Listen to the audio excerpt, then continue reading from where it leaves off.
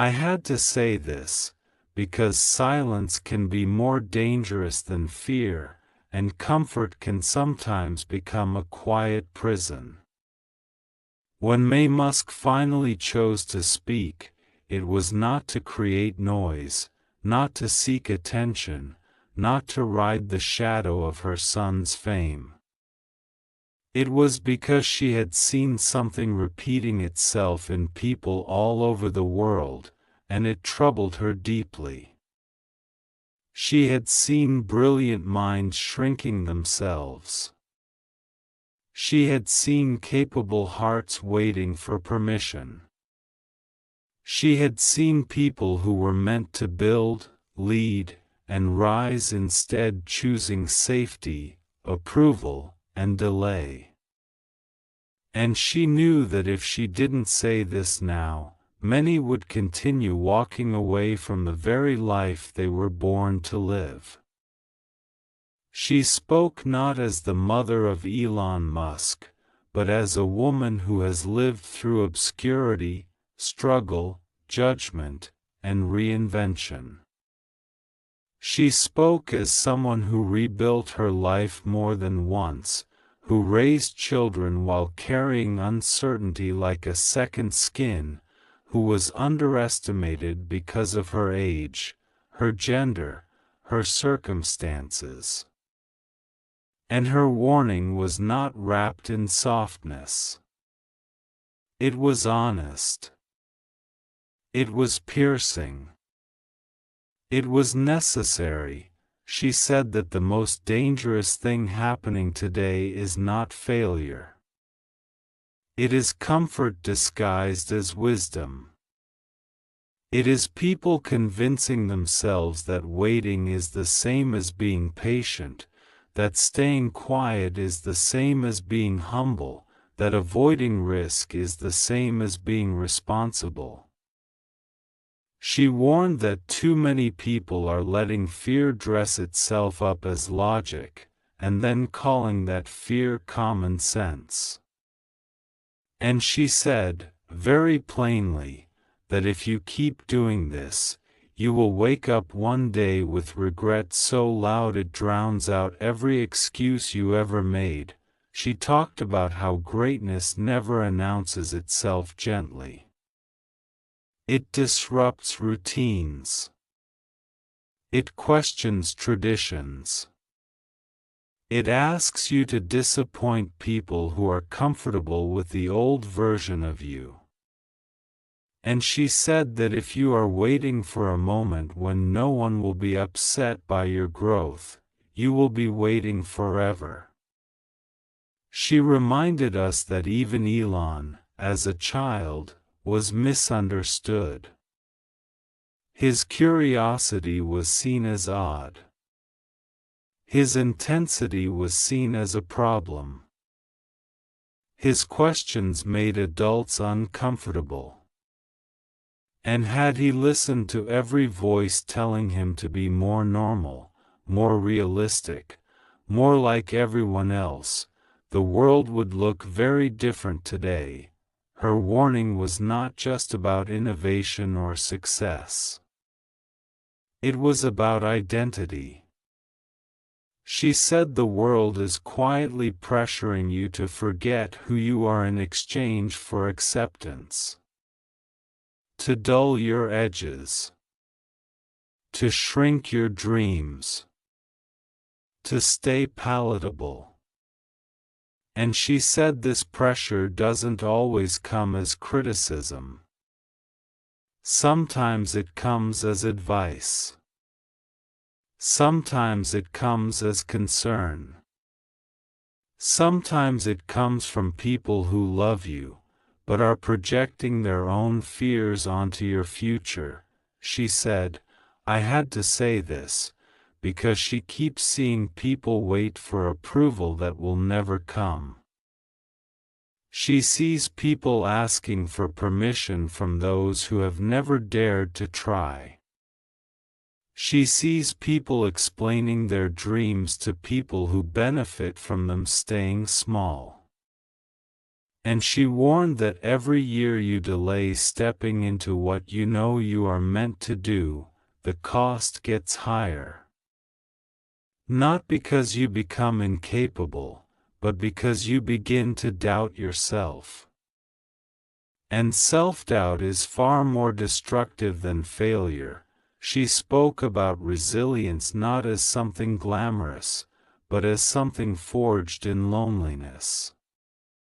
She said there were many times she had no applause, no validation, no certainty that things would work out. She kept moving anyway. And that, she said, is the difference between people who eventually change their lives and those who keep talking about it. The ones who move without guarantees build momentum.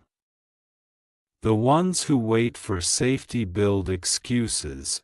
Her warning carried a deeper truth: the world does not reward potential.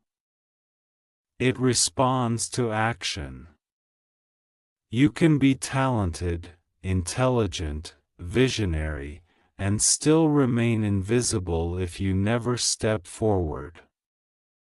And she said something that made many uncomfortable, that blaming circumstances can become a habit so convincing that you forget you ever had a choice.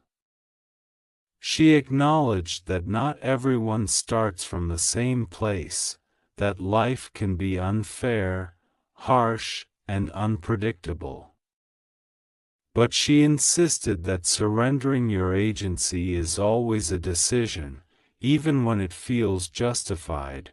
She said she had watched people with far less ability achieve far more simply because they refused to stop.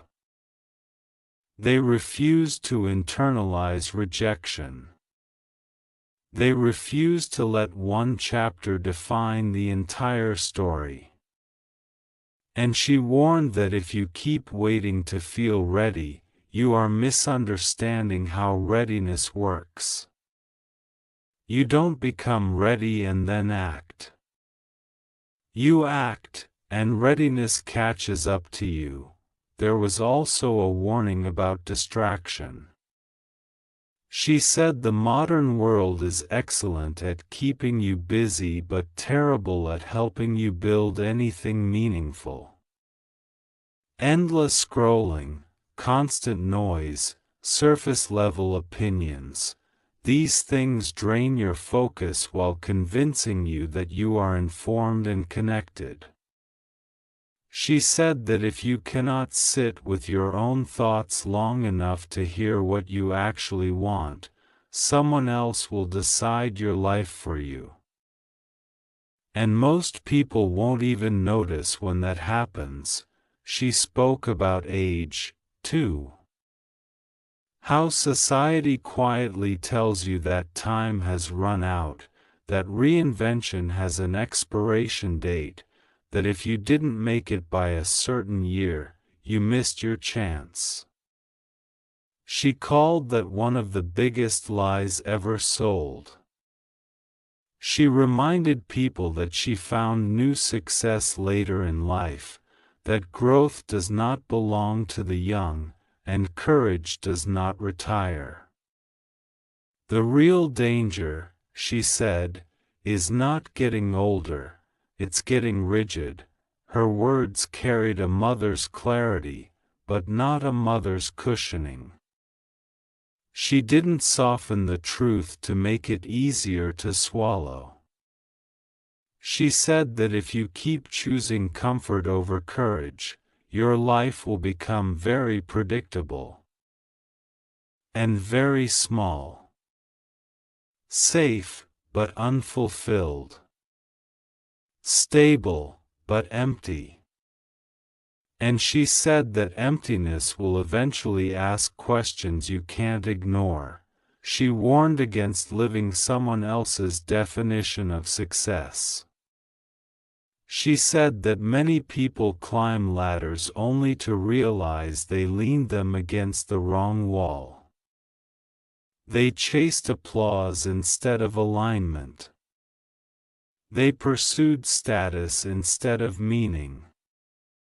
And by the time they realize it, they are exhausted, resentful, and afraid to start over.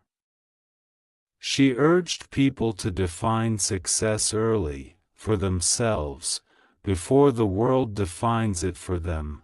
She also spoke directly to those who feel different. Those who think differently. Those who have ideas that don't fit neatly into existing boxes. She said the world has always been uncomfortable with people like that, and it always will be. But those are the very people who move humanity forward. And her warning was clear: if you try to belong everywhere, you will never stand anywhere. She said, I had to say this, because she sees how fear of judgment is silencing potential on a massive scale. People are more afraid of being criticized than of being unfulfilled. More afraid of standing out than of standing still. And she said that criticism is inevitable, but regret is optional. You can survive being misunderstood. What is harder to survive is knowing you betrayed yourself. Her message was not about Elon. It was about you. About the quiet knowing you keep pushing down. About the idea you keep postponing. About the version of yourself you keep delaying because it feels safer to stay where you are. She warned that life does not pause while you hesitate. Time keeps moving, whether you step forward or not. She said courage is not the absence of fear. It is the refusal to let fear make your decisions. And she reminded everyone that every meaningful life is built on moments where someone chose uncertainty over stagnation. Where someone took responsibility instead of making excuses. Where someone trusted their inner voice more than external noise. Her warning ended not with drama, but with responsibility. She said no one is coming to rescue you from a life you secretly settled for. No one is coming to give you permission to be bold. No one is coming to validate your dreams before you act on them. And that truth, she said, is not cruel, it is freeing. Because it means the power has always been yours. She said she had to say this because too many people are waiting for the perfect moment, the perfect plan, the perfect support. And perfection is a myth that keeps you frozen. Progress belongs to those who start messy, unsure, and afraid, but start anyway. She didn't stop there, because she knew the first warning would only wake people up, not change them. And waking up without direction can be just as dangerous as staying asleep. So she went deeper, into the places people avoid looking at, the quiet compromises, the small betrayals of self, the moments when you knew better but chose easier. She spoke about how fear rarely shows up loudly. It whispers. It sounds reasonable. It tells you to wait until things are clearer, until money is safer, until people understand you better. And she said this is how decades disappear. Not through dramatic failure, but through endless postponement. She warned that fear's greatest trick is convincing you that tomorrow is guaranteed. She said she has watched people protect their comfort with the same intensity others protect their dreams. They defend routines that drain them. They stay loyal to situations that slowly erase them. And when asked why, they say things like "this is just how life is," or "I don't have a choice." She said those words are the most dangerous sentence a person can learn to say, because once you believe you have no choice, you stop looking for exits. She talked about responsibility in a way that made people uneasy. Not blame, not guilt, but ownership. She said ownership is the moment you realize that even if something wasn't your fault, it is still your responsibility to decide what happens next. And she warned that refusing responsibility may feel like relief in the moment, but it eventually turns into resentment, toward life, toward others, toward yourself. She spoke about how society celebrates results but ignores process. Everyone applauds success, but few respect the years of uncertainty that come before it. And because of that, people are ashamed of not having it all figured out. They hide their questions. They pretend confidence. They wait until their story looks impressive enough to tell.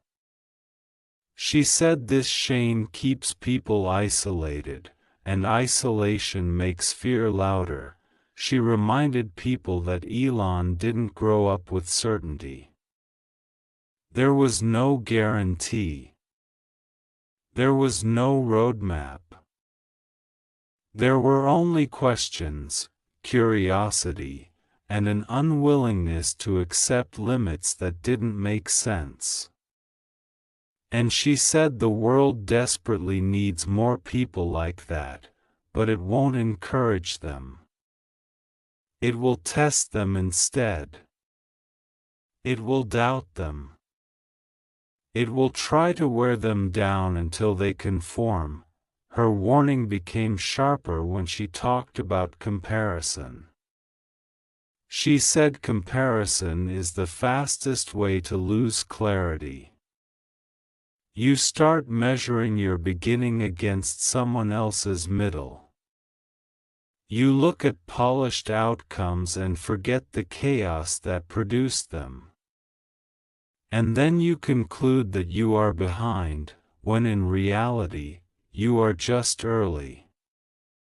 She said comparison doesn't motivate, it confuses.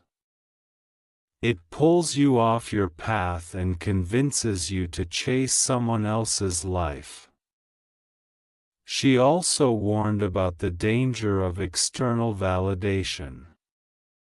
She said if you need applause to move forward, you will stop the moment the applause fades. And it always fades. She said the strongest people she knows learned how to validate themselves long before the world noticed them. They learned how to keep going when no one was watching, when no one was clapping, when no one believed. She spoke about intuition with quiet authority. She said most people already know what they need to do. They just don't trust themselves enough to do it. They keep asking for signs, confirmation, reassurance. And she said sometimes the silence you interpret as confusion is actually clarity you're afraid to act on. She warned that overthinking has become a socially acceptable way to avoid courage. You analyze, research, plan, revise, and delay, calling it preparation. But preparation without action is just fear wearing a clever disguise. She said movement, even imperfect movement, teaches you more than endless thinking ever will. She talked about the cost of staying in places that no longer fit. Jobs, relationships, identities, habits. She said outgrowing something doesn't make you disloyal. It makes you alive. And she warned that staying where you no longer belong will eventually turn into bitterness, and bitterness poisons everything it touches. She addressed the fear of disappointing others. She said this fear keeps people trapped in lives they didn't choose. You become the version of yourself that keeps everyone else comfortable, while quietly abandoning your own needs. And she said the tragedy is that even after all that sacrifice, people will still have opinions. You cannot outplease the world. Her voice carried a calm urgency when she said that clarity often comes after action, not before it. You don't walk until the entire path is visible. You walk, and the path reveals itself step by step. Waiting for full certainty is a way of saying you don't trust yourself to adapt.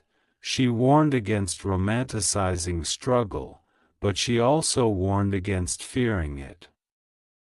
Struggle, she said, is not a sign you are doing something wrong. Often, it is a sign you are doing something new. And new things stretch you. They expose weaknesses. They force growth.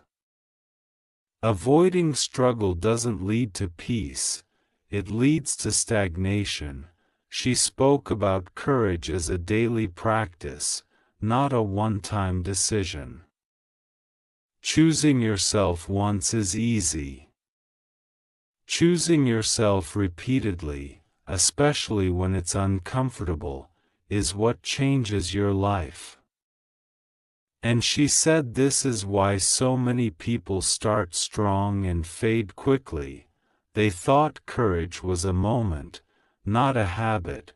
Her warning also touched on identity.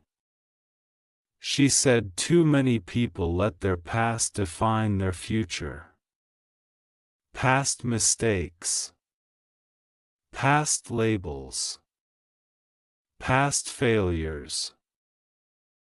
She said growth requires you to release versions of yourself that once helped you survive but no longer help you live. And letting go of those identities can feel like loss, even when it's necessary. She said, very clearly, that no one owes the world the person they used to be. You are allowed to change. You are allowed to evolve. You are allowed to want something different now. And she warned that people who benefit from the old version of you will resist the new one. She talked about discipline, not as punishment, but as self-respect. She said discipline is choosing what you want most over what you want now. And without it, talent decays. Dreams blur. Intentions fade. She warned that motivation is unreliable. But discipline can carry you through seasons where motivation disappears. She spoke about time again, but this time more quietly. She said time is not just passing, it is collecting interest. Every habit compounds. Every avoidance grows heavier. Every brave decision builds strength you can borrow from later. And she warned that small choices, repeated daily, shape a life far more than dramatic moments. She said she had to say this because she sees how many people are exhausted not from doing too much, but from doing too little of what matters. Busy, but unfulfilled. Active, but disconnected. And she said that exhaustion of the soul cannot be cured by rest alone, it requires realignment.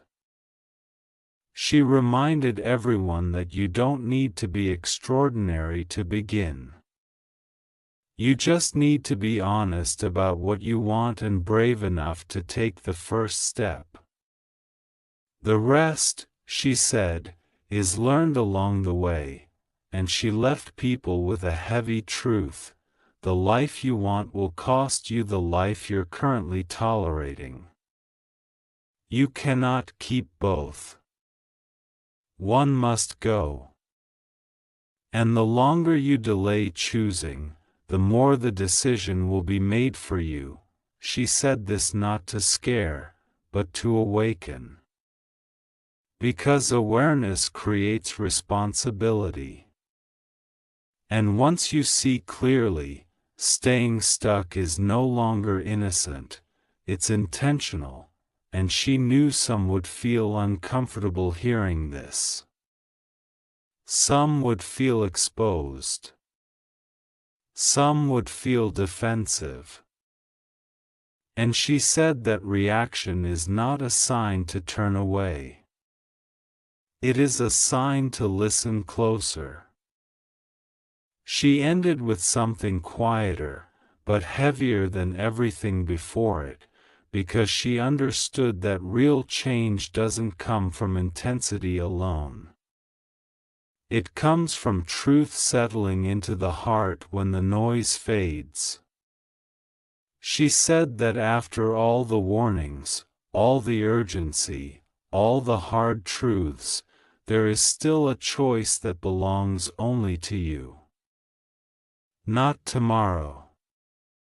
Not someday. Now, she said that most people already sense when a chapter is ending. They feel it in their restlessness.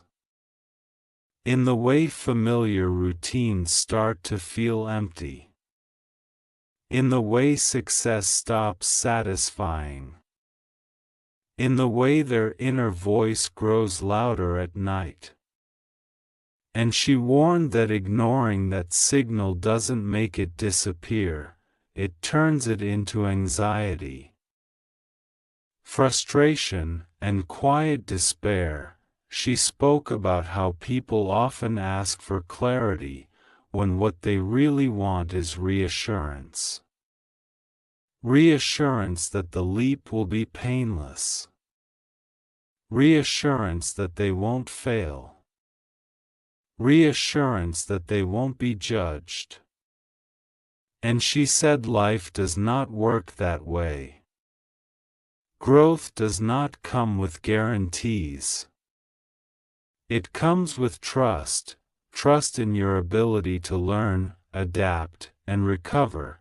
She reminded everyone that courage is not loud. It doesn't always look confident. Sometimes courage looks like taking the next step while your hands are shaking. Sometimes it looks like admitting you're unhappy. Sometimes it looks like walking away without knowing exactly where you're going next. And she said if you wait until you feel fearless, you will never move. She spoke about forgiveness, too. Not just forgiving others, but forgiving yourself. Forgiving yourself for the years you waited. For the chances you didn't take. For the fear that once controlled you. She said self-forgiveness is necessary because shame keeps people stuck in the past, replaying old versions of themselves instead of creating new ones.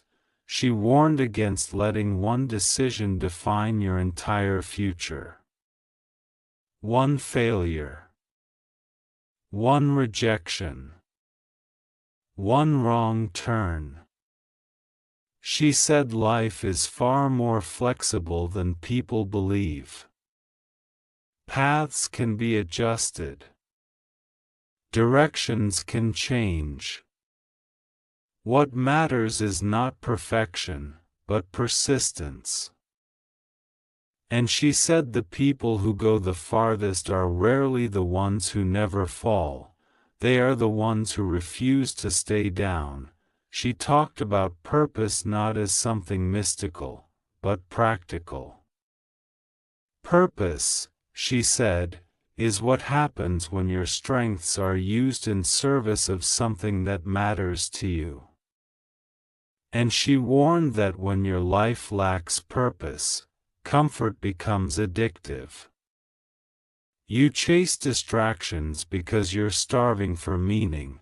She reminded people that the world does not need more people playing small to fit in. It needs people willing to think differently, act bravely, and accept the discomfort that comes with standing apart. And she said history never remembers those who waited for consensus, it remembers those who moved before they were fully understood. She said there will always be reasons to delay. Always obstacles. Always doubts. And if you're looking for a season where life is easy enough to take risks, you'll never find it. But she also said this: you are more capable than your fear wants you to believe. You have survived uncertainty before. You have adapted before. You have rebuilt before. This is not new territory, you are just forgetting your own strength. She spoke about legacy, not in terms of fame, but impact. The quiet impact of choosing honesty over comfort. The ripple effect of someone daring to live fully. She said when one person chooses courage, it gives others permission to do the same. And that is how change actually spreads, not through speeches, but through example. She said she had to say this because too many people are waiting to feel chosen. Chosen by opportunity. Chosen by circumstance. Chosen by someone else's approval. And she said the truth that changes everything is this: you choose yourself first. Not arrogantly. Not recklessly. But responsibly. With intention. She warned that life will not ask you again and again. Opportunities don't always return in the same form. Energy shifts. Seasons pass. And she said honoring the moment you're in is part of respecting yourself. Her final message was not dramatic. It was steady. Grounded. Unavoidable. She said that no matter where you are right now, you are one decision away from a different direction. Not a different life overnight, but a different trajectory. And trajectories, she said, change everything over time.